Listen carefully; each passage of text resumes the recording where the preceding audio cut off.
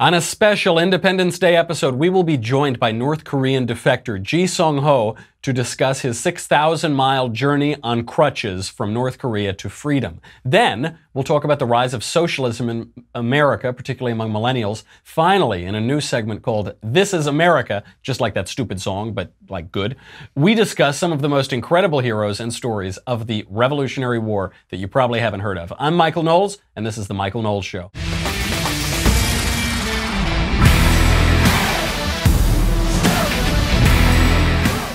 Such a show today, such a show to get to. Before we get to it, we got to make a little money, honey. We got to talk about one of my favorite things that I look forward to when I come home, Blue Apron. Blue Apron is so good. I'm not just a client, I'm a customer. I eat this almost every night. Blue Apron, and by the way, I've been eating Blue Apron now for however long we've been doing this ad read, and I eat it, first of all, almost every night. We've never repeated a recipe. They get new recipes all the time. Your Blue Apron subscription does not come with a sweet little Elisa to cook it for you. That is sold separately. But it's so good. They deliver farm-fresh ingredients and step-by-step recipes to your door. Blue Apron's mission is to make incredible home cooking accessible to everyone. You know about this. All your cool friends do it. You should do it too. Blue Apron sends really fresh, excellent, really high quality ingredients to your door. Then you can cook them. It's got all the recipes, new recipes all the time. And it's not like you're just getting, hamburgers or something. You get short rib burgers. You're getting different sort of salmon dishes, and all of the quality is really, really high end. You can get the 2-person meal plan that serves 2 people or 1 gavone. Choose from 8 recipes per week with the choice to receive either 2 or 3 recipes any week. You can get the family meal plan that serves 4 people or 1 gavone. Choose from 4 new recipes per week with the choice to receive either 2, 3, or 4 recipes any week. And you can get the wine plan. That is 6 bottles of wine from renowned winemakers delivered monthly. That should get a normal person through a month, or again, for a gavone, 1 breakfast. A lot of really good meals. I couldn't name them all, but what's cool about it too is you get the meals and then sweet little Elisa makes it, and then you keep the recipe so then you can make it on your own, because Blue Apron is constantly changing up their recipes, so you're going to try something new from them later on. Can't recommend it enough. Don't say I never did nothing for you.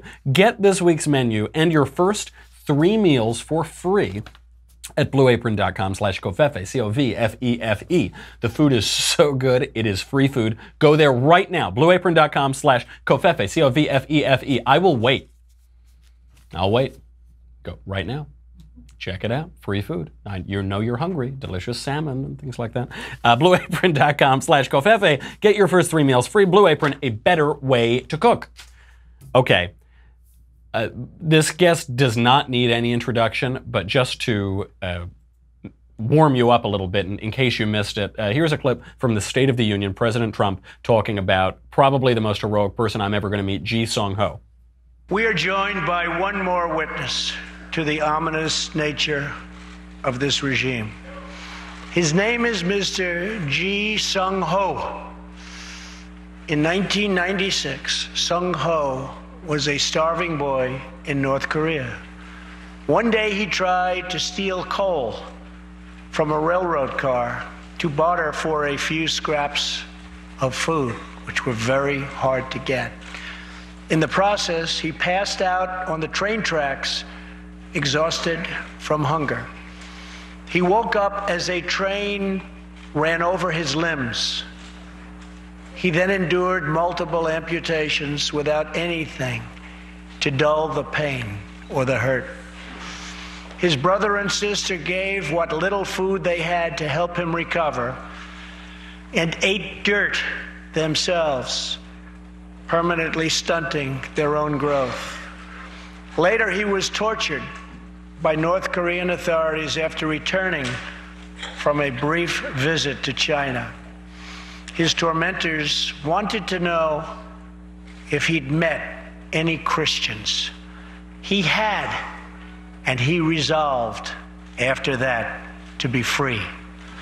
Seong-Ho traveled thousands of miles on crutches all across China and Southeast Asia to freedom. Most of his family followed. His father was caught trying to escape and was tortured to death. Today, he lives in Seoul, where he rescues other defectors and broadcasts into North Korea what the regime fears most, the truth. Today he has a new leg, but Seong-Ho, I understand you still keep those old crutches as a reminder of how far you've come. Your great sacrifice is an inspiration to us all. Please, thank you.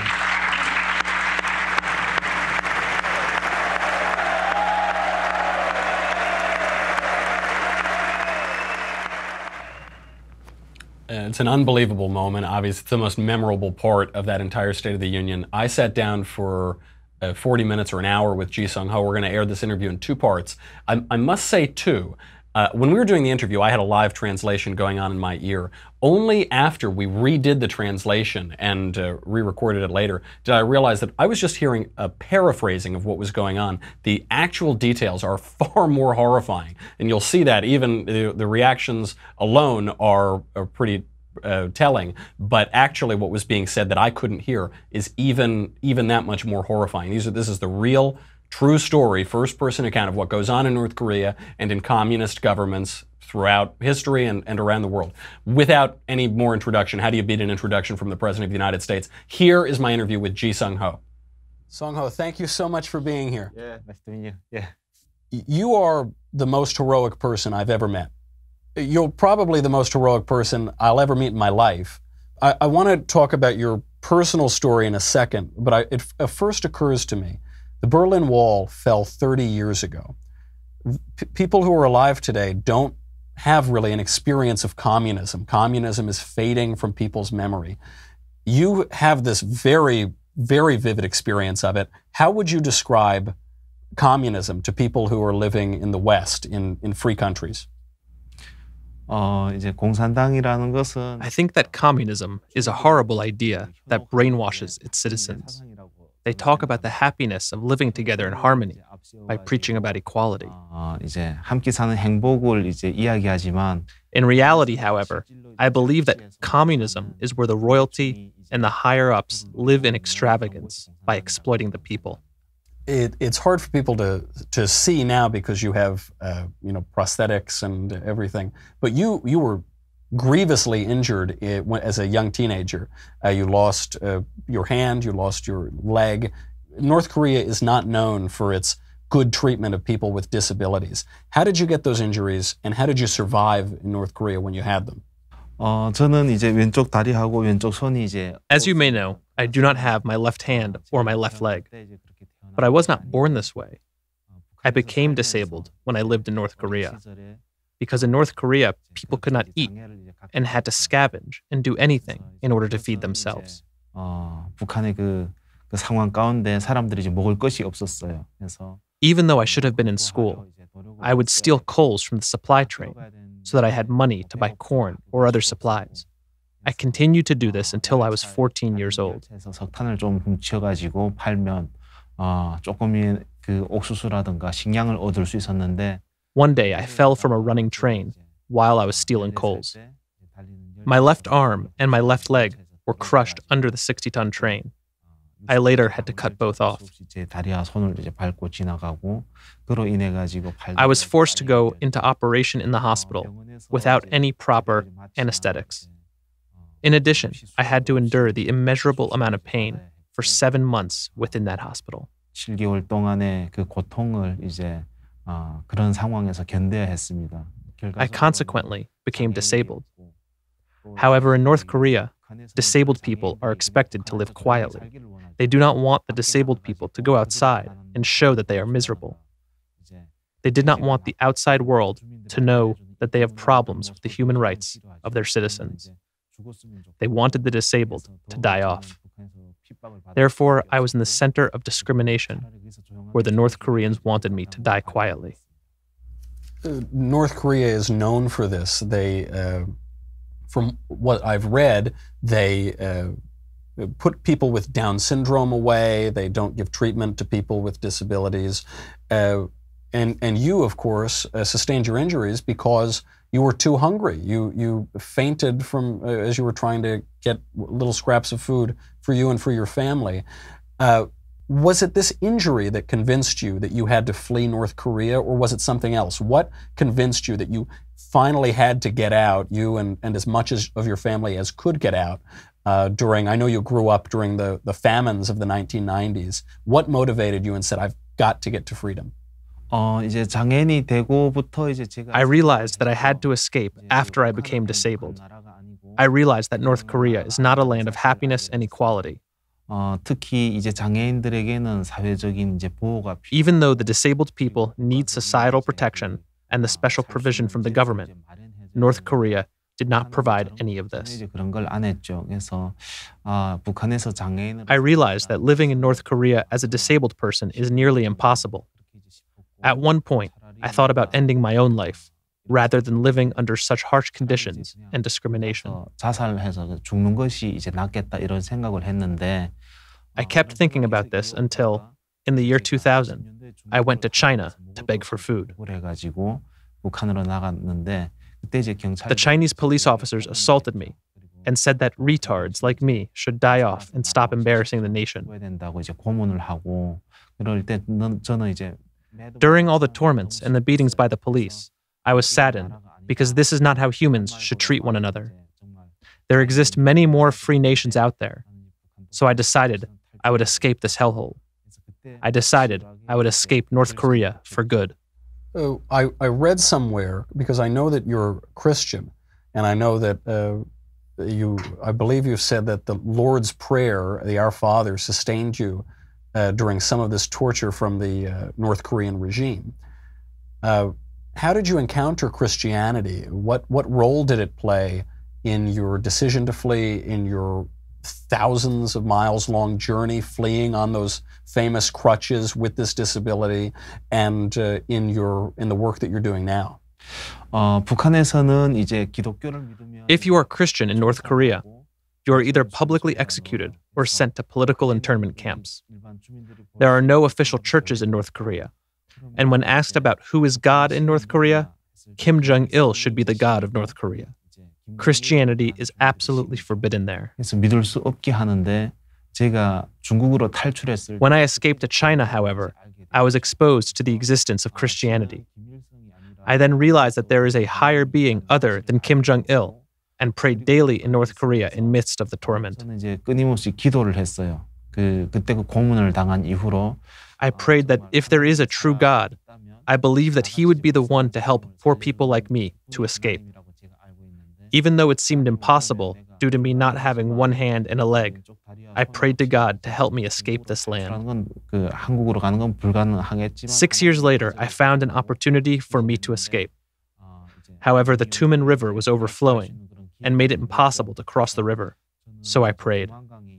I prayed, God, please let me cross this river. 상황이었는데 그때 하나님한테 기도했죠. 하나님 이 강을 넘게 해주시고 Even though I nearly drowned, I was able to safely cross the Tumen River. 그래서 두만강을 넘었고 또 중국에서 이제 뭐 라오스 And whenever I was about to fall and despair while I was crossing China, Laos, Myanmar, and Thailand, I prayed to God that if He gives me strength to go to the free nation, I will help out other North Koreans to live in free, democratic nations and strive for the North Korea where the disabled people like me won't have to escape the nation to escape discrimination. God seemed to answer my prayers, and I was able to survive my journey and safely get across. Of course, that when you think of Christianity 2,000 years ago, it was the last political revolution that offered freedom to people. And that's why rulers from 2,000 years back all the way up to the Kim dictatorship has been so fearful of it and attacked it.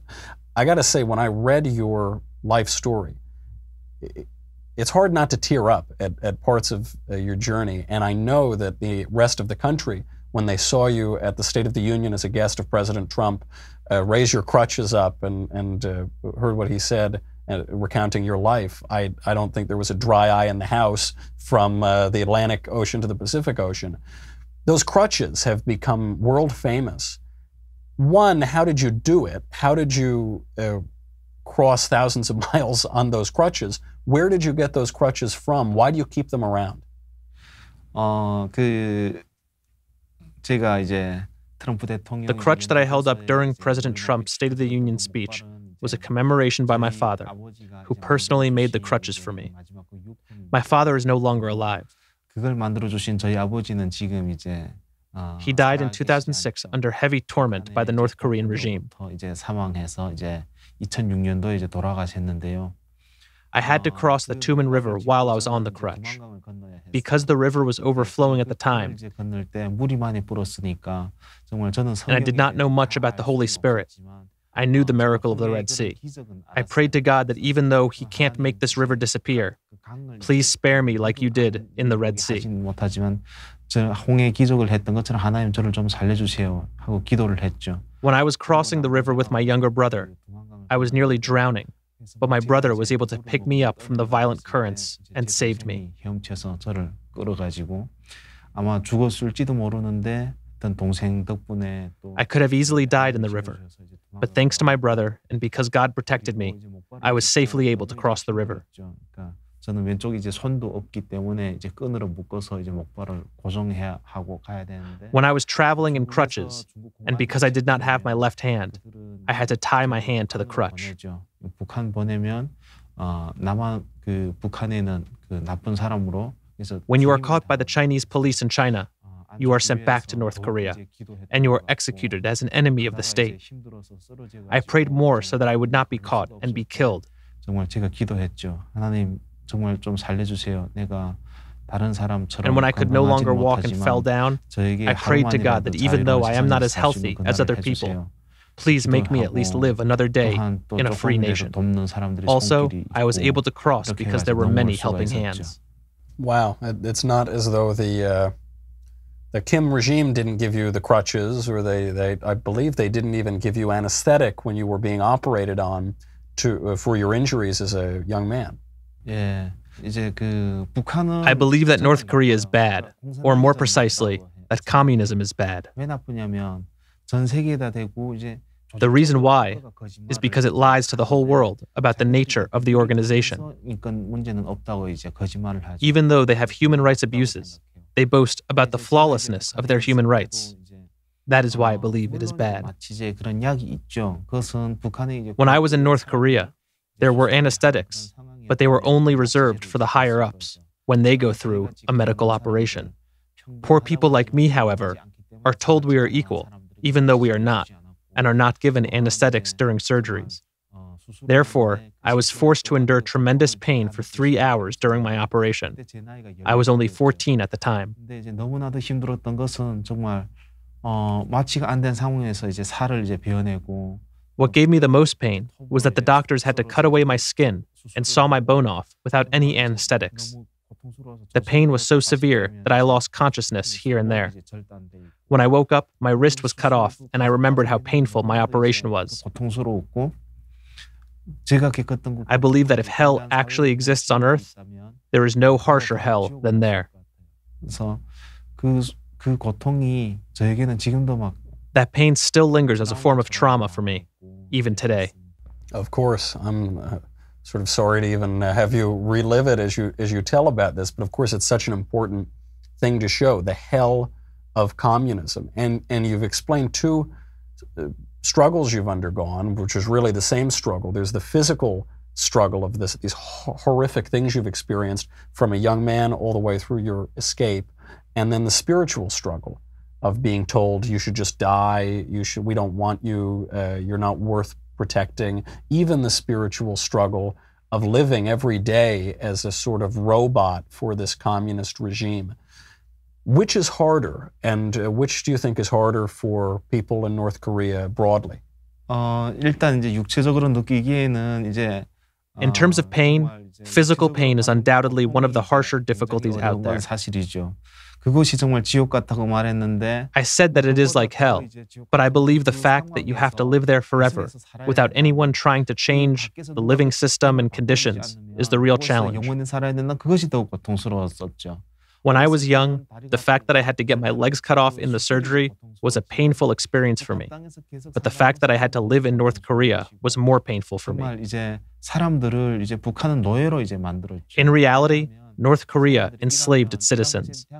The reason why I say this is because I believe that it is universally agreeable that when you work, you should be rewarded for the value of your labor. 그것을 북한 당국은 먹을 걸 주지 않고 그러면 이제 In North Korea, however, citizens were not fed for their labor, and when they ask for food, they are sent to prison. If they cannot find any more options and they go to China or other places, they are sent back to North Korea as a prisoner. Even if you just think differently from the other North Koreans, you are sent to a political internment camp. In a sense, North Koreans cannot breathe in those conditions. Moreover, the fact that I was disabled in North Korea was so painful that my only option was to separate myself from these pains by escaping.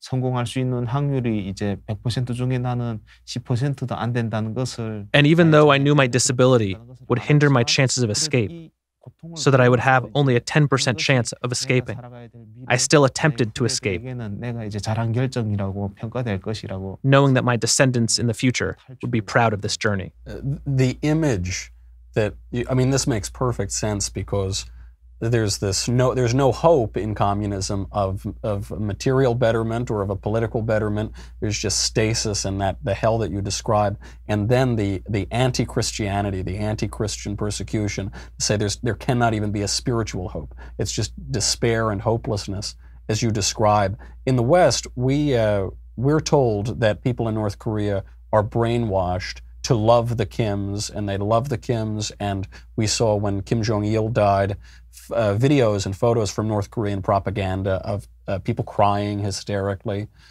Are those tears real? Are people really brainwashed to love the Kims, or do the North Korean people, are they very aware of their own misery and desirous of regime change and freedom? 김일성이 이제 죽었을 때는 이제 북한 중 When Kim Il-sung died, I believe that there were many who actually shed tears during his funeral. Until that time, there were many who believed that North Korea's political system was the right choice. However, I believe that the tears shed when Kim Jong-il died were only from a small number of people. If you do not cry during the funeral, you will be executed. In North Korea, during the filming of the funeral, when there are many, including the politicians watching, the fact that you are not crying is the sign that you are not loyal enough to the great leader and God. You are then either exiled from Pyongyang or sent to internment camps. That is why people at least have to act like they are crying in those situations. In a sense, the North Koreans are required by the regime to act against their will, like a bunch of fools in a circus freak show. That is why many North Koreans have to shed tears during the funeral. There are not many people who actually believe that their nation is the best nation.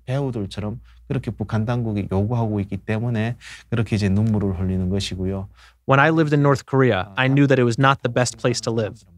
That is why I had to flee from North Korea. And many other people want to flee from North Korea, but they cannot, because they will be publicly executed. In a sense, the level of loyalty in the past and the level of loyalty today in North Korea has changed and has become an issue for the North Koreans. Well, you're doing God's work. It is a singular inspiration to talk to you and to meet you and to hear your story. I really wish American millennials and college professors and armchair socialists and communists could talk to that guy. Because when you sit down across from Ji Seong-Ho, the gravity and the enormity of communism hits you in the face. It's all fun and games until you see the reality, the physical injuries, the amputations, and the psychological trauma that this causes. Not, to this guy who got out, who made it out somehow with some of his family. Some of his other family obviously was tortured to death before they could leave or starved to death.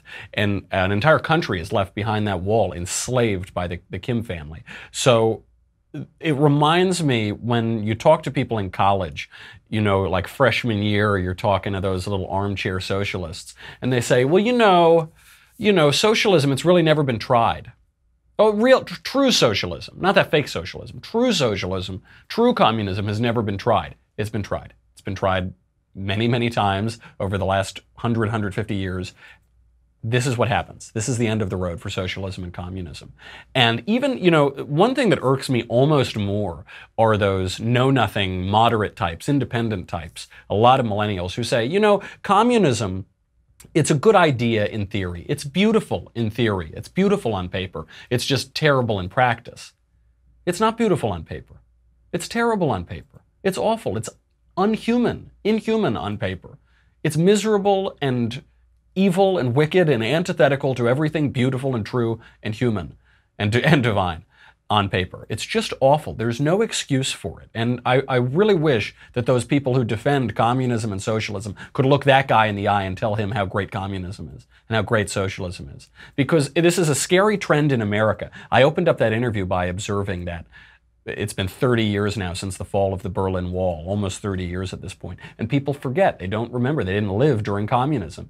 My entire generation did not live during communism. I basically was born as the Berlin Wall was falling. So they don't know, they don't remember the horrors of it. Right now, according to some polls, more than half of American millennials support socialism, identify as socialists.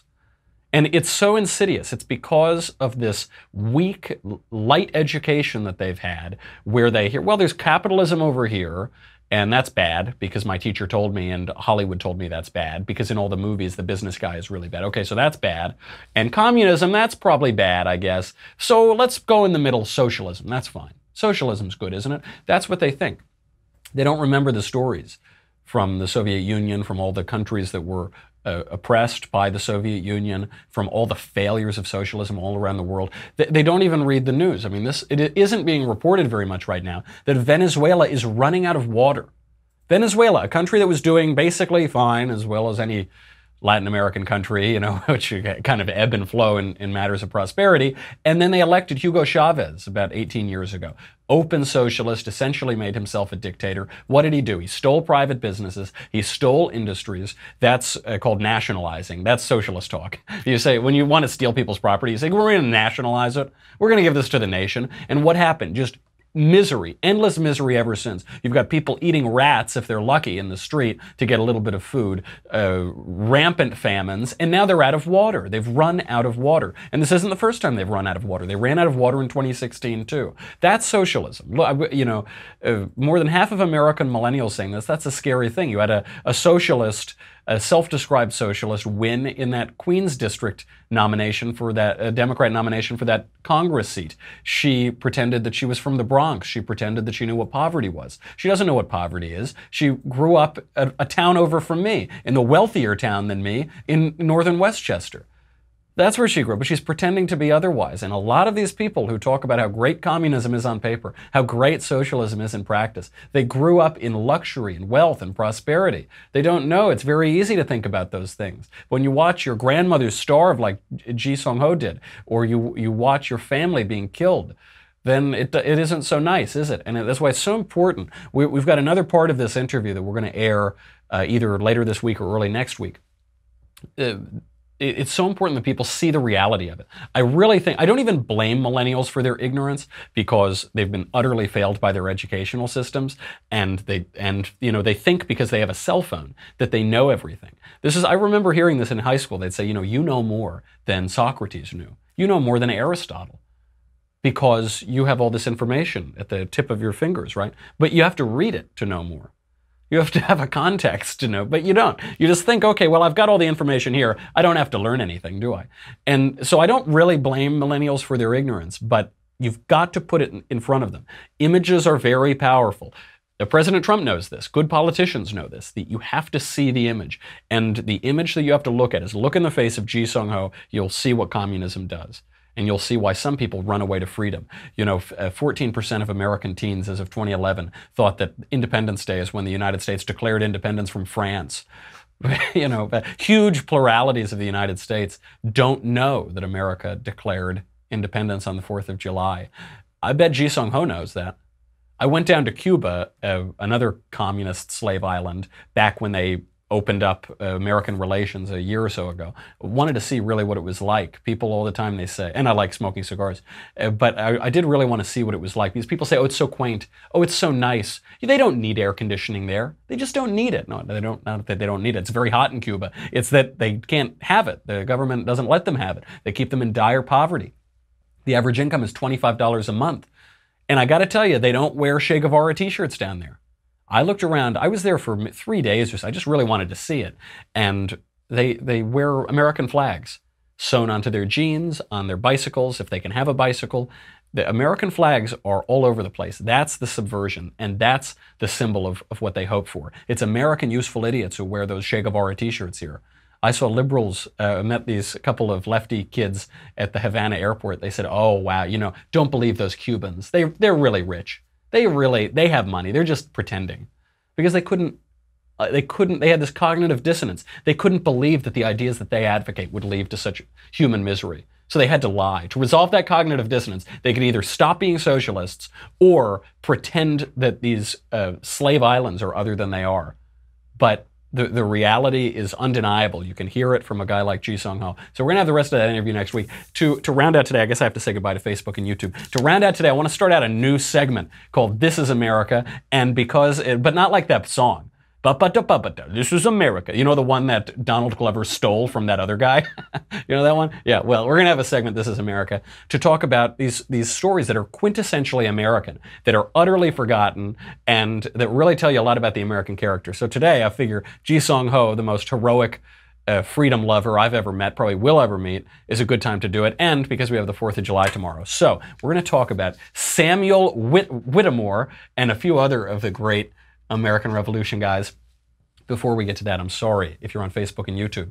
I got to say goodbye to you. You have to go to dailywire.com. You pay $10 a month, $100 for an annual membership. You get me, you get the Andrew Klavan Show, you get the Ben Shapiro Show. You get to ask questions in the mailbag, which get your questions in because I'll be answering them on Thursday. None of that matters. This is what matters, the leftist tears. Because when you show them that everything that they believe is a lie that leads to human misery, they cry. They cry. Usually they'll laugh at you first, and then you show them the reality of it, and then they start to cry because of the wickedness of their ideas. So make sure that you can fill up your tumbler, because also, guys, look, we all know that for the left, every single day is tax day, April 15th, depends on the year, I guess, and for the right, every single day is the 4th of July. You're going to need this tomorrow, folks. They're going to be thinking, why we can't collect taxes from everybody today, because today's Independence Day. Just as good as ever. Maybe this might be the best day to drink them all year long, July 4th. So make sure you go to dailywire.com. We'll be right back.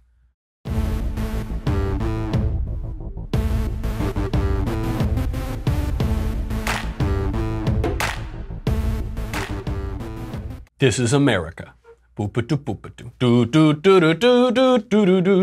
what this says. We got to get a better intro than that, I guess. Can we just like superimpose my face on Donald Glover? Like, So the first guy we're going to talk about.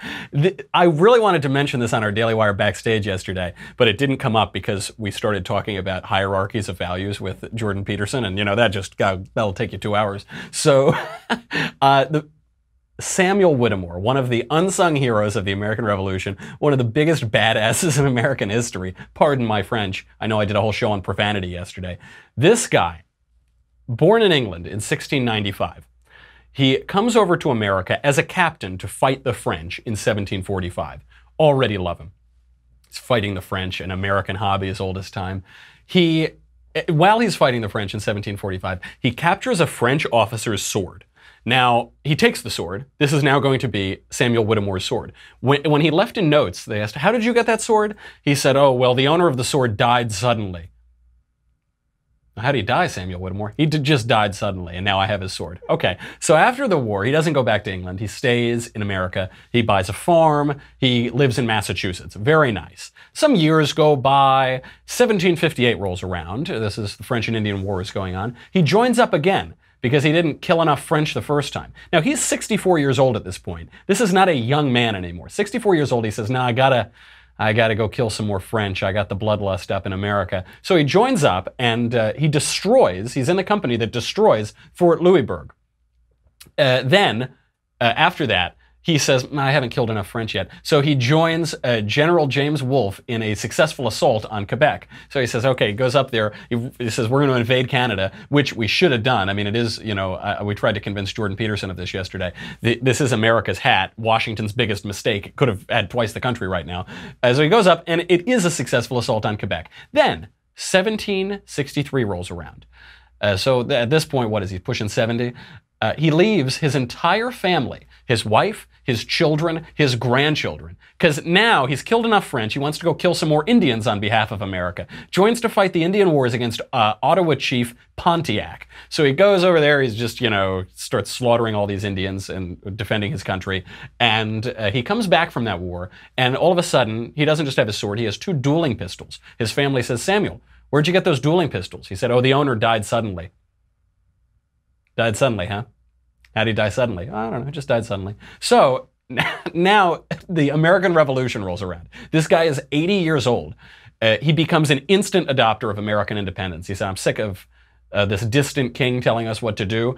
I am going to support the patriot cause. They say, Samuel, you're a little old on account of your 80, and you should have died years ago. So now I'm going to sign up anyway. The Battle of Lexington and Concord happens. He sees 700 Brits coming down the street. He says, this can't be good. Then he sees 1,400 Brits. He says, uh-oh, not a good sign if the British are calling for backup, if they're calling for reinforcements. So the British start burning down people's homes. This is when Whittemore goes to war. He grabs his musket. He grabs his sword that he took from the guy he killed. He takes the 2 dueling pistols that he had from the guy he killed. He's waiting, right? He's laying in wait. Some other people are shooting at the British. He waits until they get pretty close. He fires a shot from his musket, instantly kills a British soldier. He then drops the musket, pulls out his dueling pistols, almost point blank range, shoots one, kills him dead. Shoots another one, mortally wounds him, leaves him for dead. Now he's out of bullets. They are coming right up on him. So he rips out his sword and starts sword fighting them as they're trying to bayonet him. A British soldier loads his gun, shoots him directly in the face. Samuel Whittemore is now blasted through the face. He gets knocked on the head with the butt of a musket, and he's bayoneted 13 times, left for dead in a pool of his own blood. Okay, the British go away. Now some of the colonials see the last stand of Samuel Whittemore. They say, okay, we should go up and get his body. They go up to him lying in a pool of his own blood, but he isn't lying dead. He's lying there struggling to reload his musket to go shoot more British. They carry him down on a door, a makeshift gurney, and they carry him to Cooper Tavern, which was acting as a hospital. They say, look, this guy is so beyond dead. He's lost all of this blood. His face is totally mangled from getting, shot in it. And the family says, please treat his wounds. They say there's no point in treating his wounds. He's dead. He's 80 years old and he's blown up in the face and bayoneted 13 times. They say, please just treat his wounds. They say, okay, out of respect for Samuel Whittemore, we'll treat his wounds. And then he lives another 18 years. He went on, made a full recovery. He still was disfigured in his face, and he loved that. He relished the wound and said he was proud to show the wounds that he gave for his country. And he lived another 18 years. He died of natural causes on February 3rd, 1793. What a man, what an American. We got a few others. Now, a lot of the Revolutionary War stories that we don't hear about, we hear about the words that come from them. So there are certain famous speeches that come, my only regret is I have but one life to give for my country, or whatever. So the men from which those phrases come lived incredible lives. The Battle of Bunker Hill occurred after Lexington and Concord, a couple months after, June 17th, 1775. Here enters John Stark. John Stark, also not a young man, not a 16-year-old. He's a 46-year-old farmer from New Hampshire. John Stark hears about the Battle of Lexington and Concord, where Samuel Whittemore is busy getting shot in the face and just slaughtering the British. He instantly, the day he hears about it, he recruits 400 men from New Hampshire to go to Boston and to stop the British. Now, coincidentally, my ancestors, John and Simon Knowles, were living in New Hampshire, I believe, New Hampshire or Maine, and they also went down to the Battle of Bunker Hill after the news of Lexington and Concord. John Knowles was killed there, or died of his wounds from the battle, and Simon Knowles fought there, I think he was 16 or something, and went on to serve in Washington's army at Valley Forge and Rye, White Plains, went all around. Stark is 46, much older than Simon Knowles at this point. Goes down, gets to Bunker Hill, and this is one of the early and important battles in the war, sees a gap in the Patriots' defense. There's a gap there. The British can sneak up behind, squash the Patriots, possibly end this early momentum in the war. So Stark comes in and is widely credited with saving the day. Stark's militia that he just made up himself on a day's notice hearing about Lexington and Concord. Stark's militia then also later stopped the momentum of a British advance that was coming down from Canada at the Battle of Bennington. And a great hero of the war, in the 1809 reunion for the veterans of that battle, he couldn't make it. He was too old. He felt he couldn't go down there anymore, so he sent his regrets. And the words he gave to send his regrets, live free or die. That's what he told his old veteran pals at the reunion. Live free or die, then 140 or so years later, was adopted as the New Hampshire state motto. It comes from that guy who helped save the war because he jumped on his country and saw a gap and made a really strategic play to help keep the momentum in the Patriots' favor.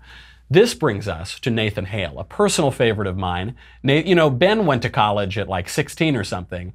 Nathan Hale went to Yale at age 14. Although in these days you would go a little younger. He graduated from Yale at 18 with first-class honors, and he became a teacher in Connecticut. So he was just living a nice life, going to become a teacher, a nice, English boy. But George Washington needed a spy. Washington personally needed a spy.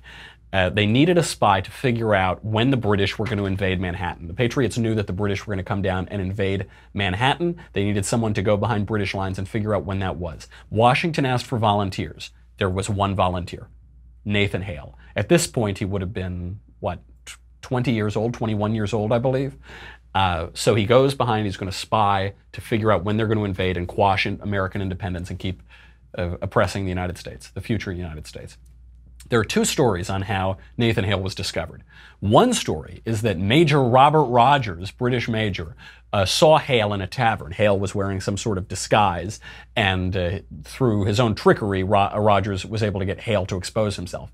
The other story is that Nathan Hale's loyalist cousin, Samuel Hale, just gave him away. Because the Revolutionary War split families. Families would be loyalist, some part loyalist, part patriot. And Hale's cousin may have given him away. So he gets arrested, and before he's about to be hanged, because hanging was the punishment for spies. They believe that being a spy is being an illegal combatant in war. You're hanged immediately for it. The night before that, he was being held at General William Howe's, the British general's, mansion, the Beekman House, one of the British headquarters in New York. He's being held at the greenhouse there. Nathan Hale, the night before, he requests a Bible. He says, all right, I'm going to die. Can I at least have a Bible? British say no, denies his request. He says, can I have a clergyman? Denies his request. Absolutely not. He's brought to the gallows September 22nd, 1776. The kid is 21 years old. Goes up there and he gives some of the famous words. Coincidentally, actually, the guy who hanged him is this guy, Bill Richmond, who's a 13-year-old former slave who was a loyalist, 13 years old, and became a famous boxer in Europe later on. He was the hangman. Nathan Hale goes up, and everybody says he gave a good speech. He said, I only regret that I have but one life to lose for my country. Now, some historians have questioned this. They say, oh, it's too beautiful. Did he really say that? I don't know. It's well attested to by a ton of people, who were there, and historians who give different lines too. He didn't just say that one sentence. He said other variations on this and acquitted himself. And a lot of people say he handled himself very well and explained that he would do it again. He had no regrets, and he loved his country. That line also comes from Joseph Addison's play Cato. The total line is, how beautiful is death when earned by virtue. Who would not be that youth? What pity is it that we can die but once to serve our country? So there's a thought that Nathan Hale was sort of paraphrasing that play. But it's a beautiful sentiment, a beautiful line, very true. Also, you hear the kind of classic maxim, dulce et decorum est pro patriam mori. It's sweet and seemly to die for your country. And you see the reality of it. These weren't just lines. This wasn't just some little poetry. This is a 21-year-old kid full of promise who gave his life for his country and had no regrets, faced it down in courage. If he'd faced it down like a coward or tried to trade or cried at the gallows, history would not remember him or would treat him badly. But he went there, faced his fate straight on, and he's an American hero. Finally, this brings us to John Paul Jones. John Paul Jones, father of the Navy, rarely talked about. This guy grew up in Scotland. He was a sailor, and he was a sailor on British merchant ships. He comes to Virginia at some point in the 1770s. Unclear why. Little bit of a hothead. He may have killed a member of his crew on a British merchant ship. It's unclear why he came. He certainly liked the Patriot cause. Moves to Virginia in the 1770s. He's commissioned to the Continental Navy December 1775. The guy's 28 years old at this point. So he is first lieutenant in the Continental Navy, and he's the first guy to hoist the Grand Union flag, which I think I have. Got one right here, let's see. That is this flag. So this is the first flag used by the Continental military, and he hoisted that. So he commanded the Ranger, and he was sailing for France. France is helping us out in the war. He's commanding the Ranger. In Quiberon Bay in France on Valentine's Day, 1778, Jones and Admiral Lamont Piquet exchanged salutes. This is important. It seems unimportant, but it's very important because this is the first time the Stars and Stripes were recognized by a foreign country. France is saying, you are a country now, we're going to recognize you at sea. So in 1779, the French king gave Jones this very old ship, the East Indiaman Duc de Duras. And Jones named that Bonhomme Richard, which was after his patron and pal Benjamin Franklin. So like Poor Richard's Almanac. He names it after Franklin.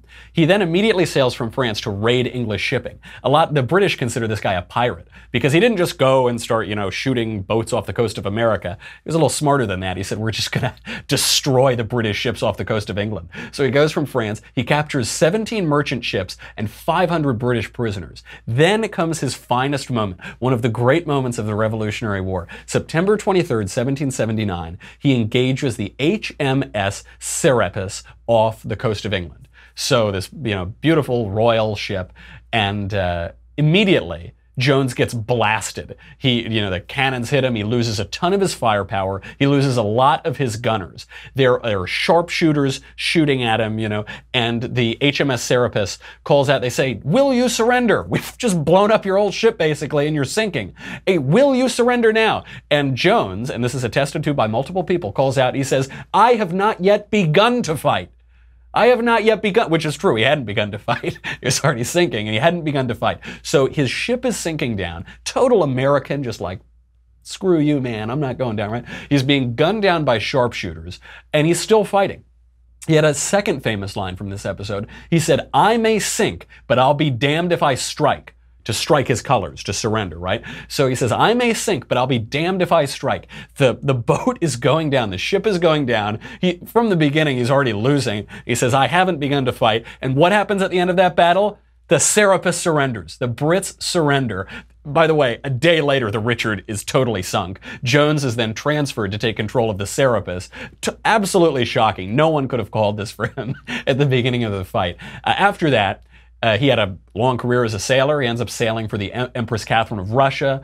He's returned to France afterward, and he dies there. Just to get a dig in at the revolutionary French, because, look, the aristocratic French, the French monarchy, helped us get our independence. Love those guys. Those guys were great. Then a bunch of jerk French came in and chopped off all of their heads. The revolutionaries, the lefties. Which is why when we criticize France, we're criticizing those guys. I like the aristocrats, but those guys were awful. They come in and they start selling cemeteries, taking over churches, knocking them down, selling cemeteries. So we had no idea where Jones was buried, this amazing hero. Finally, we were able to track it down and claim his body. But because of those damn lefty revolutionary French, we lost it for a long time. That's our show.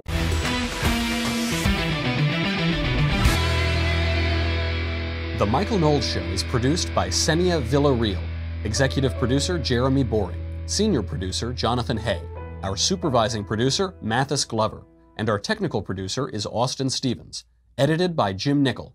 Audio is mixed by Mike Coromina. Hair and makeup is by Jesua Olvera. The Michael Knowles Show is a Daily Wire Forward Publishing production. Copyright Forward Publishing 2018.